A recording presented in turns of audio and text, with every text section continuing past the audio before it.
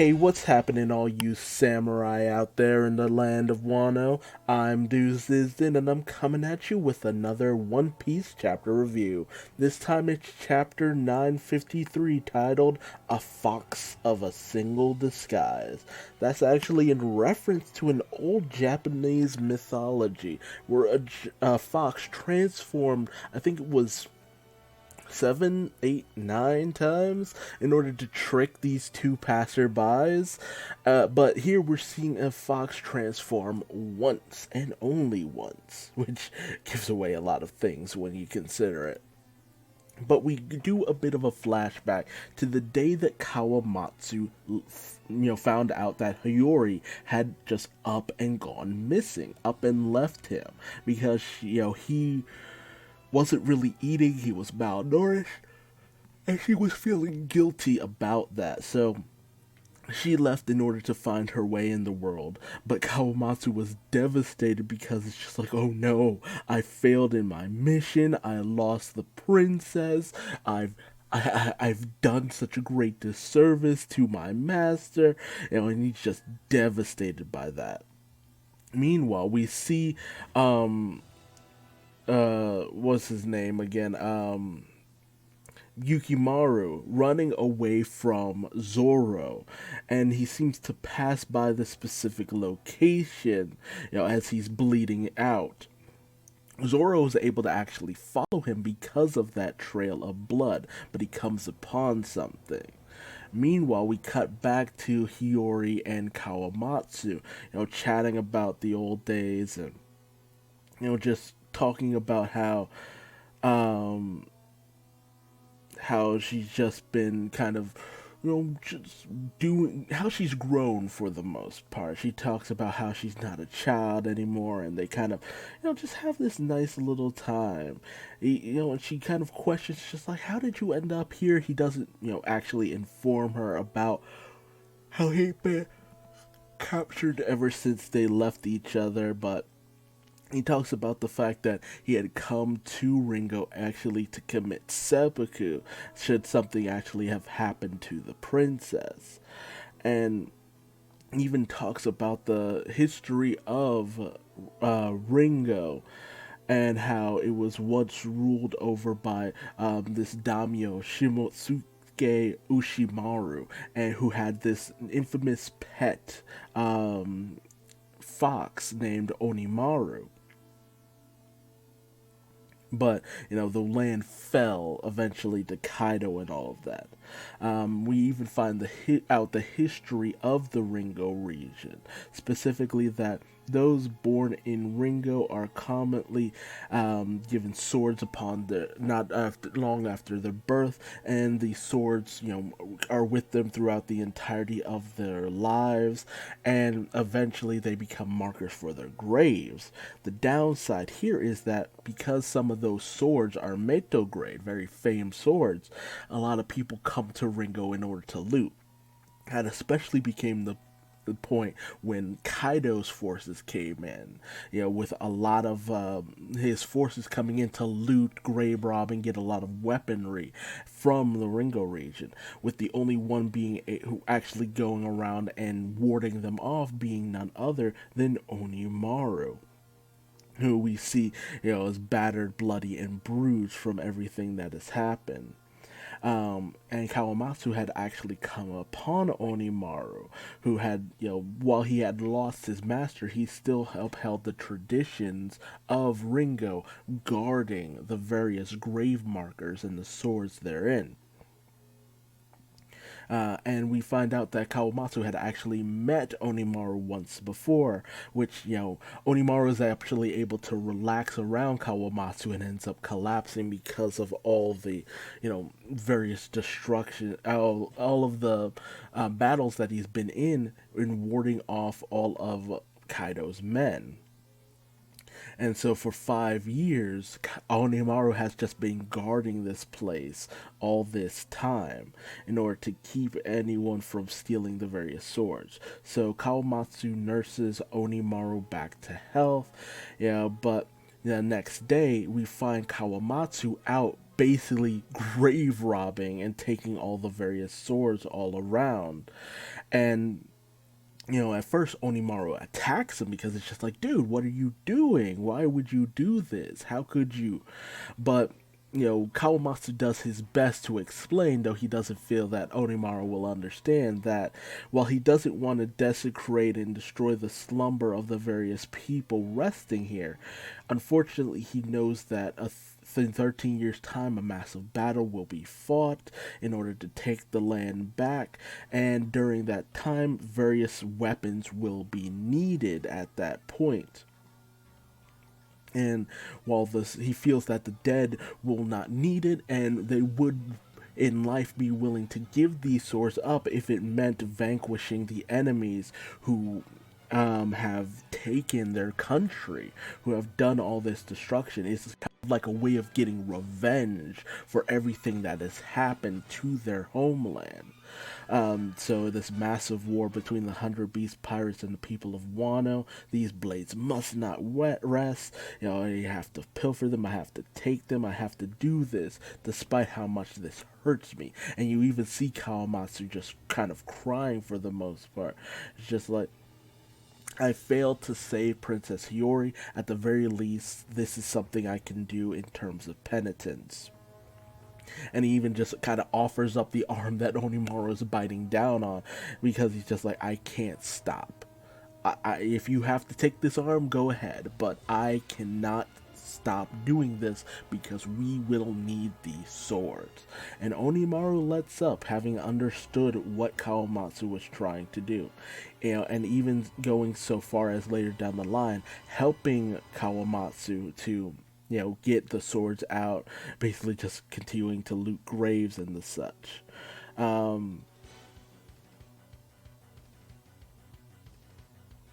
Ultimately, Kawamatsu even goes as far as to start, stealing from the capital cities in order to get food for both him and Onimaru. Various dumplings and the like. Unfortunately, eventually we even actually see that the Legend of Bandits Bridge and Gyukimaru actually came from Kawamatsu, who was hiding his identity from anyone who had come to grave rob from Ringo. So he would ward people off, declaring, I am Gyukimaru of Bandit Bridge, and he would, ward off various people from coming into Ringo. Which raises the question: who is the present day Gyukimaru? But we even come to find out that Kawamatsu had actually been captured later down the line as he was going around stealing food. So because more than likely because he's been so malnourished and all that, he eventually kind of got a little sloppy and ended up being caught in his pilfering of tofu. Hiyori inquires as to whether or not the fox would still be around, but Kawamatsu feels that no, it could not be. It's been years. Eventually, he would have given up because it's just been so long. There's no reason why. Hey, that would possibly happen. Though he does feel that he wants to find that stash they originally had, because those weapons will be needed in order to fight off Kaido's forces. Now, eventually, Hiyori and Kawamatsu walk up on Zoro, who is standing over this, tomb-like entrance. And Zoro explains that, hey, that Yukimaru dude, ran off, opened this door, and then booked it. And I was wondering if I should follow him or enter into this passage, only for Kawamatsu to head down and find something astonishing. As he contacts Kinemon, who is, very overjoyed to hear that Kawamatsu is alive and well. But, he says, hey, it's good to hear from you, but while I've heard that our ranks have swelled, I hear that we might not have enough weaponry. Kinemon's just like, yeah, Orochi was shrewd. He got rid of most weapons and all that, and we couldn't very well just go walking around with it. Only for it to be revealed that in this, hidden off temple, Kawamatsu discovers that there is a wealth of blades, all in pristine condition. So many that he could outfit every single person in the rebellion to take down Kaido. Although Kawamatsu wonders, why are there so many swords and weapons here? Was it Onimaru? Or but no, it couldn't be a fox. This has to be the work of a man. Only for us to later find out that as Gikimaru goes off and hides with his injuries and stuff, he transforms back into none other than Onimaru, which really got me because I'm just like I started to kind of put that together over the course of this chapter because I'm just like, wait, fox who can disguise himself. There are various legends about foxes who can transform into people, and when I found out that Kawamatsu had the took up the moniker of Yukimaru on a whim, the bandit of Bandit's Bridge, it's just like, oh, okay, then it has to be Onimaru, because that's the only way to explain. Why else would there be another person calling themselves Yukimaru and going around collecting weaponry? It's just like, oh, that's what the significance of this dude is. And I'm just like, who the hell is this dude Yukimaru? Like, what's his deal? What's he about? But, oh man, just Oda once again just giving these one-off characters these massive, fascinating backstories almost out of nowhere. Like, I wasn't expecting this. I was not expecting such a fascinating backstory to come from this. And bravo, Oda, like, this just continues to show how good his storytelling can be when he just gives purpose to these one-off characters and just gives these very fascinating and interesting backstories to these characters who are so far removed from Luffy and his main crew. But it's just like, here's an explanation for how this happened. There you go. Like, dude, thank you. But I love Kawamatsu's backstory. But the end of the chapter actually sees Hiyori going to Zoro and saying that, hey, I know you've been after Shushui, but I would like you to return it to Wano.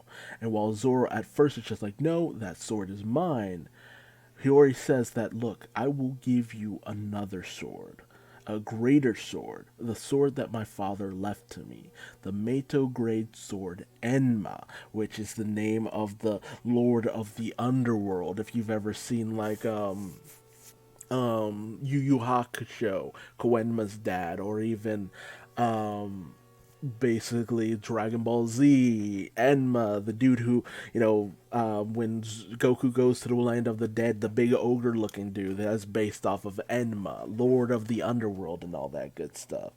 And this sword is said to be a legendary blade that her father, Odin, had actually used in order to injure Kaido. So the significant scar that Kaido has on him, it makes sense now. I always wondered about that scar. It's just like, it had to have come from Odin. That would make sense.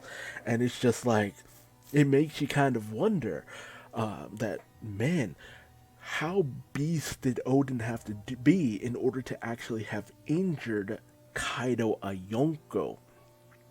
And if Odin was that beast, that goes to show just how beast someone like Roger had to be in order to have had the respect of someone so powerful. Like, it bolsters Odin's rep to have done that to Kaido, and it bolsters Roger's rep to have had someone like Odin kind of serving under him to a certain degree.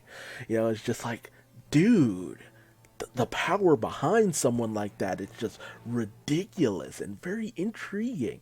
Like, I can't wait to finally learn the full extent of the history of Gold D. Roger and what kind of man he was, because we've never seen him in a legit fight.